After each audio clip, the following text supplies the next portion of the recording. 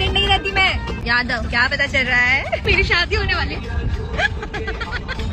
ये साल हम शादी करने वाले हैं। शादियां मूवीज में मैंने बहुत करी है, अति 100+ मैंने शादियां कर ली होगी मूवीज में, बट असली वाली तो एक ही होगी ना, उसमें से 5।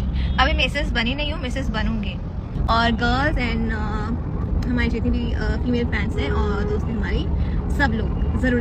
गाने आप लोग को कैसे लगे? लियो भोजपुरी से 2 गाने रिलीज हुए कावर के सॉन्ग्स, और बहुत हम लोग ने बहुत एंजॉय किया, हम लोग बहुत सुन रहे हो सॉन्ग्स को, बहुत अच्छा लग रहा है। आप सबको कैसे लगा कावर सॉन्ग, और कौन सा वाला ज़्यादा अच्छा लगा मुझे कमेंट में ज़रूर बताना।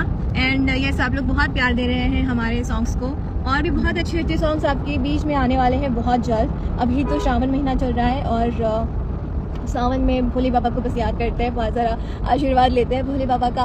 और लाइफ टाइम तो आना ही है, लोकगीत तो आने ही है, एंटरटेनमेंट से भरे सॉन्ग्स तो आने ही है, लेकिन भोले बाबा उनसे ऊपर तो कुछ भी नहीं है। सो यस, कावर सॉन्ग आप लोगों ने सुना होगा, सो मैं आप लोग के लिए प्ले कर देती हूँ। बेलार वाला